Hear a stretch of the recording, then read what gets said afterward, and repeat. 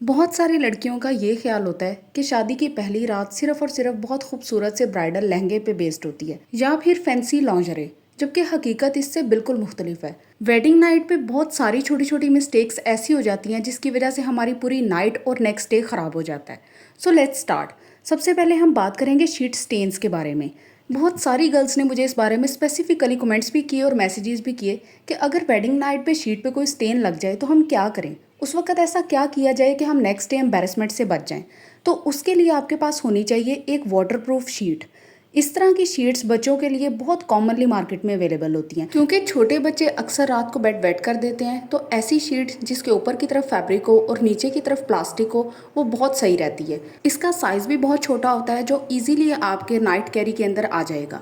Night carry में कौन कौन सी चीज़ें होनी चाहिए उसके ऊपर अलहदा से वीडियो बन चुकी है, लिंक डिस्क्रिप्शन बॉक्स में डाल दूंगी, लाजमी चेक करें, बहुत ज़्यादा हेल्पफुल रहेगी। जैसे कि आप देख रही हैं कि मैंने इस पर पानी डाला लेकिन वो नीचे से बिल्कुल लीक नहीं हुआ, इसलिए ये आपके लिए बहुत हेल्पफुल रहेगी। शीट को स्टेन प्रूफ रखने के लिए इससे बेटर ऑप्शन आपको नहीं मिल सकता। बाकी आपकी जो भी वेडिंग नाइट से रिलेटेड एंजाइटी है, क्वेश्चंस हैं, उसके ऊपर डिटेल्ड वीडियो बना चुकी हुई हूँ और उस पर इतना अच्छा मुझे रिस्पॉन्स आया है क्योंकि उस पर मैंने ऑलमोस्ट हर क्वेश्चन का आंसर डिटेल से दिया है। उसको भी लाजमी चेकआउट करें, उसका लिंक मैं डिस्क्रिप्शन बॉक्स में डाल दूंगी। ये हो गई हमारी कॉम्पैक्ट फोल्डिंग जो आपके ओवरनाइट कैरी के अंदर कम से कम जगह लेगी। ओके, अब चलते हैं नेक्स्ट पॉइंट की तरफ, वार्डरोब स्टेन्स। अगर यही स्टेन आपके अंडरवेयर पे लग जाए या फिर किसी और जगह पे, तो उसको आपने कैसे डील करना है। सबसे पहले तो उसे फौरी तौर पे आपने ठंडे पानी के नीचे करके धो लेना है ताकि दाग ना रहे। अब इस चीज़ की पॉसिबिलिटी लीस्ट लाइकली है कि वहाँ पे आपको डिटर्जेंट इजीली अवेलेबल हो, इसलिए अगर आपके पास कोई हैंड वॉश है, बॉडी सोप है, शैम्पू पड़ा हुआ है, अब कोई भी चीज़ जो वक्ती तौर पे मौजूद है ना, उसको उसके ऊपर डाल के तो वॉश कर लें। जब आपका फैब्रिक वॉश हो जाएगा तो मेन मसला आता है कि उसको सुखाना कैसे है। वॉश तो बंदा कर ही लेता है लेकिन सबसे छुपा के सुखाया कैसे जाए, उसके लिए आपके पास टॉवल होना चाहिए। उसके अंदर आपने अपना अंडरवेयर अच्छे से फोल्ड करके उसको निचोड़ लेना है ताकि सारा पानी एब्जॉर्ब हो जाए। फिर आपने अपनी अलमारी में किसी भी कपड़े के पीछे उसको सुखा लेना है। Next is 2 layer stick. अब ये चीज़ गर्ल्स आपके लिए लाइफ चेंजिंग होगी। आपने ना जो भी अपना मेन लॉन्जरे रखना है उसके ऊपर आपने एक सिल्क रोब लाजमी बनवाना, ताकि अगर कोई आपको वक्ती तौर पे बुला भी लेता है ना, या फिर आपका कोई डोर नॉक कर देता है और टाइम रात का होता है, लेट नाइट है, नहीं पता चल रहा फौरी तौर पे हम क्या पहने, तो trust me this is the most embarrassing moment. कोई भी लड़की इस चीज़ से नहीं गुजरना चाहती। तो उस टाइम पे आपका जो सिल्क रोब होगा वो आपके लिए लाइफ सेवर होगा। आपने अपने फैंसी लॉन्जरे के ऊपर फौरी तौर पे वो सिल्क रोब पहन लेना है। एलिगेंट, मॉडेस्ट, स्टनिंग हर चीज़ उसमें आ जाएगी और आपने अपना डोर ओपन कर देना है। आप किसी के सामने एम्बैरेस भी नहीं होंगी और आपको टाइम भी नहीं लगेगा। मतलब हर तरीके से ना ऑकवर्डनेस को कवर करता है ये। अब अगर आप सो भी रही हैं, सोते हुए कोई आ गया, आपको कितनी देर लगेगी? आप उठेंगी, अपने आप को मैनेज करेंगी, आपकी चीज़ें किधर पड़ी हुई हैं, आप इधर उधर देखेंगी, दुपट्टा ढूंढ रही हैं, नहीं।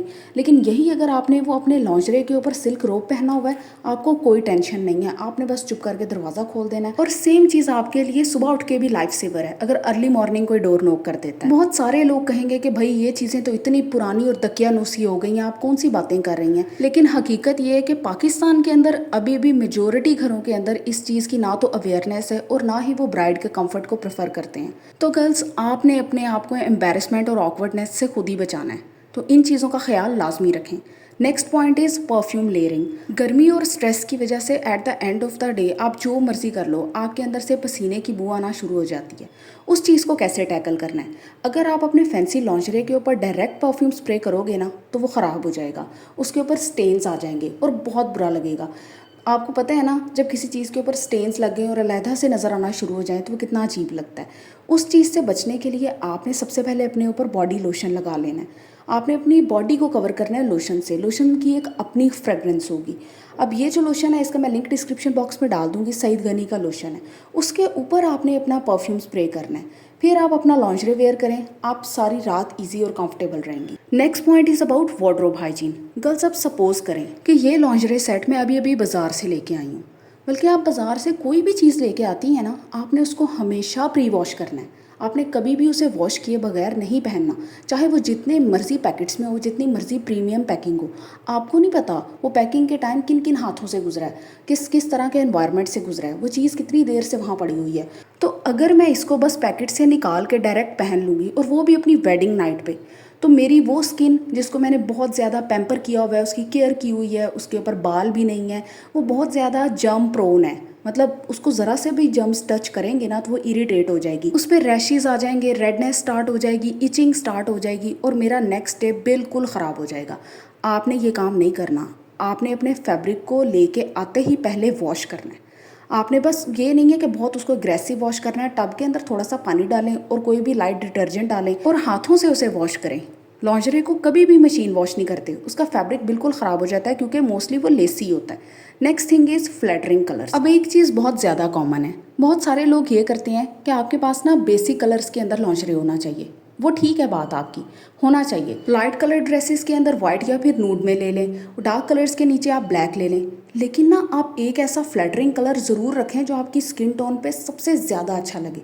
और उसको ऐसे ही चेक करना है कि फुल लाइट के अंदर आपने अपनी स्किन के साथ रख के देखना है कि मुझ पर कौन सा कलर सबसे ज़्यादा अच्छा लगता है। बाकी नाइट वेयर टिप्स के ऊपर मैंने डिटेल्ड वीडियो बना दी हुई है, लाजमी चेक करें। उसको देखने के बाद आपके सारे क्वेश्चंस खत्म हो जाएंगे कि शादी के बाद और शादी के पहले हमने किस तरह का नाइट वेयर चूज़ करना है। Okay, next point is fit and comfort. अब जैसे मैंने आपको बताया कि आपने लॉन्जरे वॉश किए बगैर नहीं पहनना, बिल्कुल उसी तरह आपने कोई भी अंडरगारमेंट्स बगैर ट्राई किए नहीं खरीदना। ये काम नहीं करना कि बस ले लिया और उसके बाद डायरेक्ट शादी वाले दिन पहन रही हैं। इससे बड़ी मिस्टेक और कोई भी नहीं है। आप सबसे ज़्यादा इरिटेट होंगी, आप बिल्कुल अनकंफर्टेबल रहेंगी और आपको हो सकता है उस वक्त शेफिंग स्टार्ट हो जाए, आपको टाइट हो, लूज हो, 100 तरह की चीज़ें होती हैं। अंडरगारमेंट्स ही तो मेन आपकी बॉडी को शेप देते हैं। फिर आपका मेन क्वेश्चन ये है कि हम लोग अंडरगारमेंट्स कैसे बाय करें। आप हमें कोई ऑनलाइन लिंक दे दें। आपने कभी भी अंडरगारमेंट्स ऑनलाइन परचेज़ नहीं करने। आप कोशिश करें कि आपके एरिया के अंदर, आपके सिटी में जो सबसे बड़ा मार्ट है ना, कोई भी मार्ट है, ज़रूरी भी नहीं है कि बहुत बड़ा मार्ट हो, उसके अंडरगारमेंट सेक्शंस में जाएं। वहाँ पे जाके ट्राई रूम में पहनने के बाद, चेक करने के बाद फिर ख़रीदें अपना अंडरगारमेंट, ताकि आपको वहीं पे आइडिया हो जाए कि ये चीज़ मैं सही ले रही हूँ कि नहीं सही ले रही। उस वक्त आपको साइजिंग का भी मसला नहीं होगा। मैंने इस पर अलहदा से पूरी डिटेल्ड वीडियो बनाई है कि आपने कैसे अपना साइज़ चेक करना है। लेकिन अगर आपको फिर भी नहीं ना समझ आती, तो जब आप एक दफ़ा उसे पहन के देख लोगे, आपको खुद ही अपने कंफर्ट लेवल का आइडिया हो जाएगा कि ये चीज़ मुझे ठीक है या फिर मुझे तंग कर रही है।